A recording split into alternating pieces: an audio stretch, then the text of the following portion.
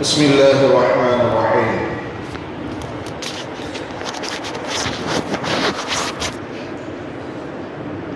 عن نعمان بن بشير رضي الله عنهما قال سمعت رسول الله صلى الله عليه وسلم يقول ألا وإن في الجسد مضغة إذا صلحت صلح الجسد كله وإذا فسدت فسد الجسد كله ألا وهي القلب.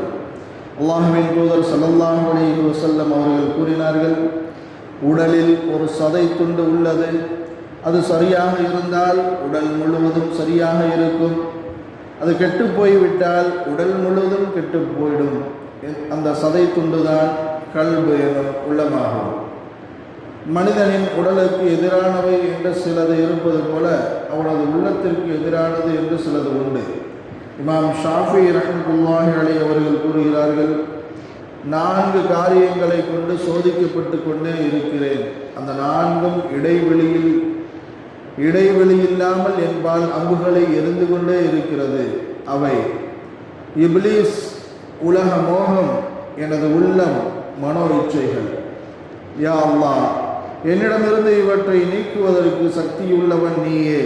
இந்த 4 சோதனைகளில் மிகப்பெரியது இப்லீஸ் மற்றும் நப்சால் ஏற்படக்கூடியவை. இதில் இப்லீஸுடைய சோதனை கூட சிறியதுதான் என்று குர்ஆன் கூறுகிறது. இன்ன கைத ஷைத்தானி கான தஈஃபா, நிச்சயமாக ஷைத்தானின் சூழ்ச்சி பலகீனமானதே ஆகும். அஊது பில்லாஹி மினஷ் ஷைத்தானிர் ரஜீம் போன்ற வாசகங்களின் மூலம் ஷைத்தானிடமிருந்து உடனடி பாதுகாப்பு பெற்றுக்கொள்ளலாம். ஆனால் நஃப்ஸினால் ஏற்படும் கெடுதி ஷைத்தானை விட கெடுதியானது. மலக்குகளின் ஆசிரியராக இருந்த இப்லீஸையே அது கெடுத்தது, அல்லாஹ்வின் சாபத்துக்குள்ளாக்கியது. இறைவன் அருள் புரிந்தவர்களை தவிர வேறு யாராலும் நஃப்ஸின் கெடுதியிலிருந்து தப்பிக்க முடியாது. நபி யூசுப் அலைஹிஸ்ஸலாம் அவர்கள் கூறியதாக அல்லாஹ் கூறுகிறார், வமா உபர்ரிஉ நஃப்ஸி இன்னன் நஃப்ஸ லஅம்மாரத்துன் பிஸ்ஸூஇ இல்லா மா ரஹிம ரப்பி இன்ன ரப்பி கஃபூருர் ரஹீம். அன்றியும் நான் என் மனதை பாவத்தை விட்டும் பரிசுத்தமாக்கி விட்டதாகவும் கூற இல்லை. ஏனெனில் மன இச்சையானது தீமையை தூண்டக்கூடியதாக இருக்கிறது. என் இறைவன் அருள் புரிந்தால் என்று நிச்சயமாக என் இறைவன் மிக்க மன்னிப்பவனாகவும் அருளாளனாகவும் இருக்கின்றான் என்று கூறினார். மேலும் அல்லாஹ் குர்ஆனில் பல்ஆம் இப்னு பஅூரா என்பவரை பற்றி கூறுகிறார், وَلَوْ شِئْنَا لَرَفَعْنَاهُ بِهَا وَلَكِنَّهُ أَخْلَدَ إِلَى الْأَرْضِ وَاتَّبَعَ هَوَاهُ فَمَثَلُهُ كَمَثَلِ الْكَلْبِ إِنْ تَحْمِلْ عَلَيْهِ يَلْهَثْ أَوْ تَتْرُكْهُ يَلْهَثْ ذَلِكَ مَثَلُ الْقَوْمِ الَّذِينَ كَذَّبُوا بِآيَاتِنَا فَاقْصُصِ الْقَصَصَ لَعَلَّهُمْ يَتَفَكَّرُونَ. நாம் நாடு இருந்தால் நம் அத்தாட்சிகளை கொண்டு அவனை உயர்த்தி இருப்போம். எனினும் அவன் இவ்வுலக வாழ்வையே சதமென மதித்து தன்னுடைய இச்சைகளையே பின்பற்றினான். அவனுக்கு உதாரணம் நாயை போன்று. அதை நீர் விரட்டினாலும் நாக்கை தொங்க விடுகிறது, அல்லது அதை நீர் விட்டுவிட்டாலும் நாக்கை தொங்க விடுகிறது. இதுவே நம் வசனங்களை பொய்யென கூறும் கூட்டத்தாருக்கும் உதாரணமாகும். ஆகவே அவர்கள் சிந்தித்து நல்லுணர்வு பெறும் பொருட்டு இத்தகைய வரலாறுகளை கூறுவீராக.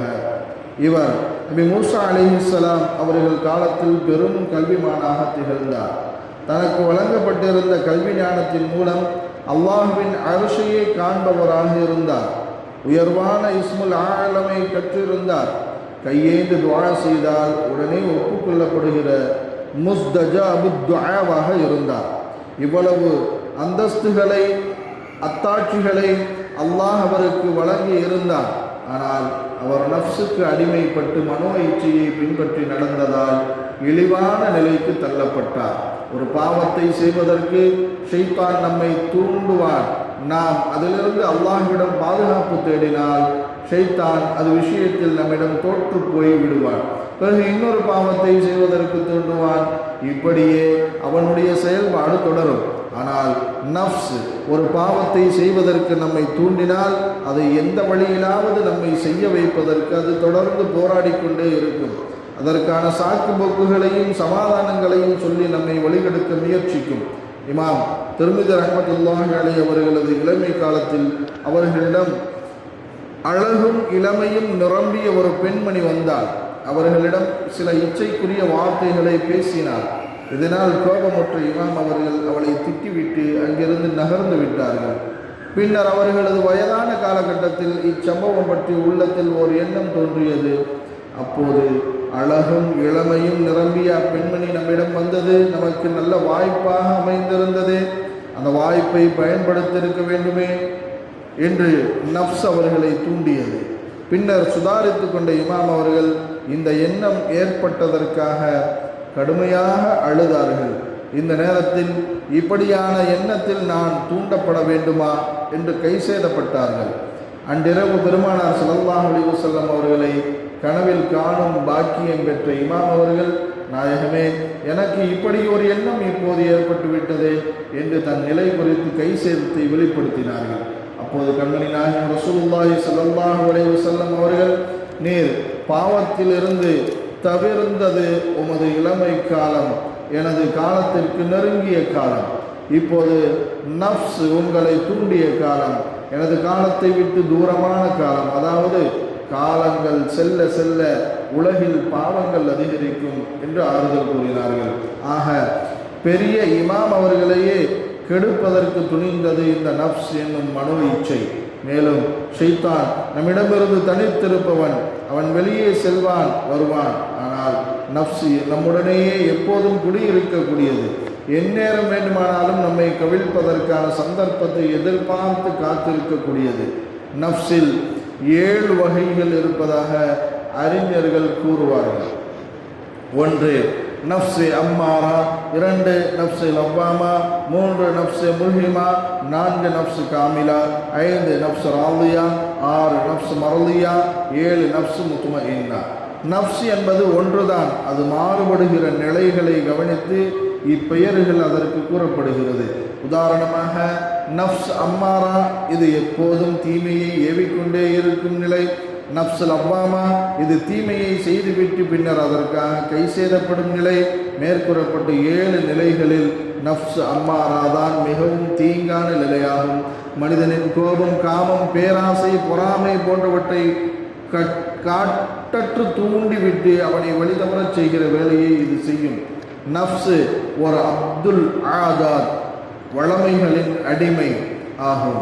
ஒரு தவறை மீண்டும் மீண்டும் செய்து செய்து அப்படியே பழக்கப்பட்டு போய் பிறகு அதை செய்வது தவறாகவே தெரியாத அளவிற்கு மாறிவிடும். நஃப்ஸிடமிருந்து தப்பிக்க நினைப்பவர் தனது வளமையை மாற்ற வேண்டியது அவசியமாகும். நாம் செய்தது தவறு, இதிலிருந்து மாற வேண்டும் என்ற எண்ணம் ஏற்பட ஆரம்பித்து விட்டாலே அவன் விரைவில் நஃப்ஸிடமிருந்து தப்பித்துக் கொள்ளலாம். நஃப்ஸை சீர்படுத்துவது ஒவ்வொரு மூமினின் மீதும் தலையாய கடமையாகும். فَأَلْهَمَهَا فُجُورَهَا وَتَقْوَاهَا قَدْ أَفْلَحَ مَنْ زَكَّاهَا وَقَدْ خَابَ مَنْ دَسَّاهَا. ஆத்மாவின் மீதும் அதை ஒழுங்குபடுத்தியவன் மீதும் சத்தியமாக, அப்பால் அவன் அல்லாஹ் அதற்கு அதன் தீமையையும் அதன் நன்மையையும் உணர்த்தினார். அதை ஆத்மாவை பரிசுத்தமாக்கியவர் திடமாக வெற்றி அடைந்தார். ஆனால் எவன் அதை பாவத்தில் புகுத்தினானோ அவன் திட்டமாக தோல்வி அடைந்தான். நஃப்ஸின் வகைகளில் உயர்வான நிலையை உடையது முத்மஇன்னா என்ற நிலையாகும். யா அய்யதுஹன் நஃப்ஸுல் முத்மஇன்னா இர்ஜிஇ இலா ரப்பிக ராதியதன் மர்தியா ஃபதுகுலி ஃபீ இபாதி வதுகுலி ஜன்னதி. அந்நாளில் நல்லடியார்களிடம் சாந்தி அடைந்த ஆத்மாவே, நீ உன்னுடைய இறைவன்பால் திருப்தி அடைந்த நிலையிலும் அவன் உன்மீது திருப்தி அடைந்த நிலையிலும் மீள்வாயாக. நீ என் நல்லடியார்களில் சேர்ந்து கொள்வாயாக, மேலும் நீ என் சுவர்க்கத்தில் பிரவேசிப்பாயாக என்று இறைவன் கூறுவார். நஃப்ஸை கட்டுப்படுத்தி இந்த முத்மஇன்னா என்ற நிலையின்பால் கொண்டு வருவது வாழ்க்கையில் நாம் செய்ய வேண்டிய மிக முக்கியமான பயிற்சியாகும். இந்நிலையை அடைந்து சுவனம் செல்லக்கூடியவர்களை பார்த்து இறைவனும் மலக்குகள் சொல்லக்கூடிய வாசகங்களைத்தான் அல்லாஹ் மேற்படி வசனத்தில் கூறுகிறார். إن عبادي ليس لك عليهم سلطان إلا من اتبعك من الغاوين. நிச்சயமாக என் அடியார்கள் மீது உனக்கு எவ்வித அதிகாரமும் இல்லை, உன்னை பின்பற்றி வழிகட்டவர்களை தவிர என்று அல்லாஹ் ஷைத்தானிடம் கூறினார் என்று அல்லாஹ் கூறுகிற அடியார்கள் இந்த முத்மஇன்னா இந்த நப்சை பெற்ற அடியார்கள் பற்றித்தான். இந்த வகை நப்சை கைவரப்பெற்றவர்களுக்கு நல்ல எண்ணங்கள் சிந்தனைகள் வரத் தொடங்கும். மேலும் இவர்கள் மன ஆசை கொண்டதையெல்லாம் செய்பவர்களாக இருக்க மாட்டார்கள்.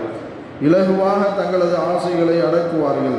மனதில் கெட்ட சிந்தனைகள் தோன்ற ஆரம்பித்தால் உடனே தங்களுடைய வணக்க வழிபாடுகளின் சுவையை அதிகப்படுத்தி விடுவார்கள். இப்படி அவர்கள் இபாதத்தை அதிகப்படுத்துகிற போது கெட்ட சிந்தனையை ஏற்படுத்துகிற நப்ஸ் அவர்களை விட்டு மகிழ்கிறது. வணக்க வழிபாடுகளின் பாரங்களை தீமைகளை தூண்டுகிற நப்சால் தாங்க முடிவதில்லை. அல்லாஹ்விடத்தில் இத்தகைய முத்மஇன்னா நப்சை எனக்கு தா இறைவா என்று கேட்க வேண்டும். அது கிடைப்பதுதான் பாக்கியங்களில் மகத்தான பாக்கியமாகும். நமது மனோ இச்சைகளையும் பழிப்பிற்குரிய நப்சுகளின் தீங்குகளையும் அகற்றி அவனது நேசத்தை பெற்ற சாந்தியுடைய மக்களாக ஆத்மாவாக நம்முடைய நப்சை அல்லாஹ் ஆக்கி அருள் புரிவானாக. வாசல்